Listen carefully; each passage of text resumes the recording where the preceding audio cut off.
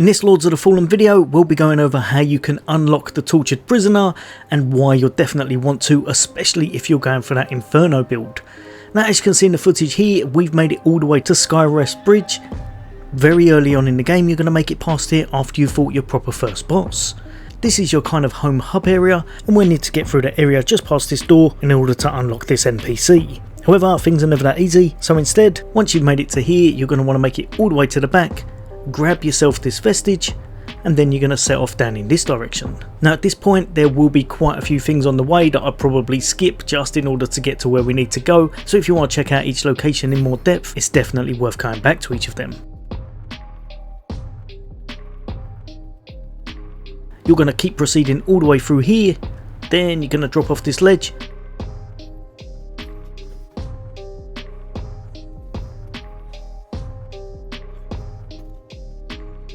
just up this path here, make it to your next vestige, the vestige of Shibui. Then you're going to make it just outside, all the way over here, until you see a ladder.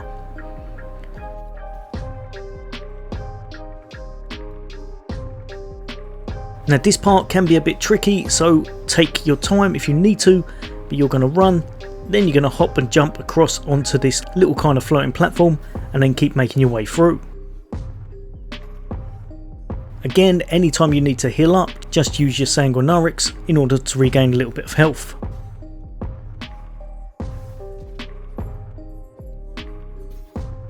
Keep going through until eventually you'll make it to here. You do not need to make the same mistake that I did, so if you don't want to fall off here, probably tackle that enemy first, but you're going to make your way down. And then eventually you'll make your way over to this part where you want to go over to this elevator.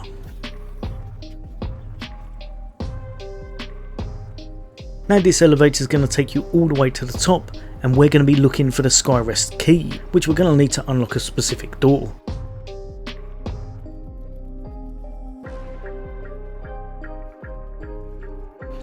The door's on the left hand side there, but first we're going to head off and grab that key.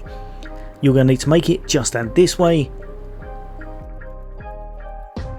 and at this stage you're going to need to use your Umbral Lantern in order to make it across this pathway just here. Keep looking down and you'll see a big shiny glowing item, and that will show there's a platform below. Again, pick that up. That's actually a very powerful item early game, so if you did want to use that, that does a massive amount of damage easy, although it is very slow wielding. Again here, jump straight into the world of Umbral, use your Umbral lamp to pull that platform, and then make your way across. Keep making your way around until you see this body here, and use your Umbral lamp once again in order to grab the item you're after, the Skyrest Bridge key. Then you're just going to head up here,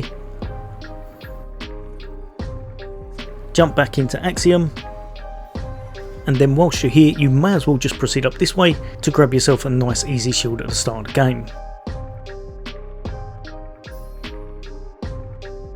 Then make your way back down, just over here, and just on the right hand side here is going to be the entrance you're after. Now you're going to be able to use the Skyrest Bridge key, and we're going to be able to make our way to the tortured prisoner.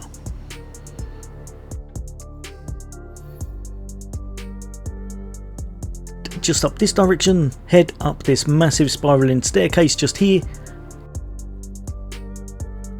and once you get to the very top you're going to meet a not so talkative prisoner, and that's going to be the prisoner we're trying to release. However, at the moment she has a metal cage on her head, so definitely won't be the best for conversations. Make your way down here, jump off onto this ledge, and then use your lamp to pull the soul out of that body just there.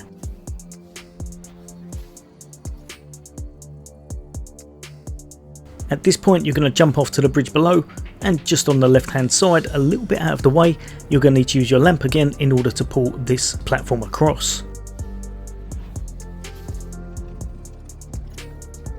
Then you're going to jump down, and again you'll be able to pull out another soul from the body just on the wall there. Turn round, pull yourself back to the ladder and make your way back up to the bridge in order to grab another ladder up. At this point, this is the area you need to get to in order to grab what you need, So flay your last soul. This umbral entity is going to disappear.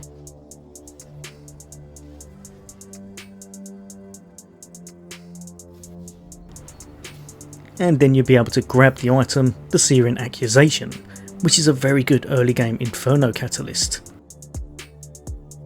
Now whilst you're here, you might as well head back this direction, grab all of this stuff, get yourself some free goodies, some nice little armour.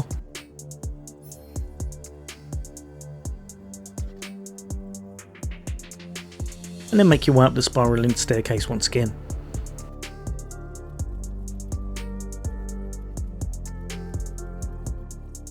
Head to the very top, and then you have a decision to make. Do you want to hand this over, or do you want to leave it? If you want the tortured prisoner, which you're doing this all for, you will have to hand it over, so you may as well, and you will be able to get it back later on anyway. Then head over this way, open up this door. At this stage you're going to need to rest at the vestige, then make your way straight back to the prisoner's old cell, and you'll be able to pick up her tortured prisoner's head cage. Now she's free to do as she wants, roam, walk, speak, which is always good, but first we're going to have to find out exactly where she is. You're going to want to travel all the way back up to the very top area where you fought Pieta, and then lo and behold, just over in this direction at the very start is going to be the Inferno vendor you freed. She actually has some very good stuff early on, especially this fire spell, which can make some of the early game bosses ridiculously easy. A lot of fun. You'll probably replace it later on, I'm not going to lie, but ultimately you need to free her in order to do a quest chain and get some of the best Inferno gear in the game. I'll have that full quest chain up and running tomorrow. As always, for all things gaming, take care. I'll see you on the next day.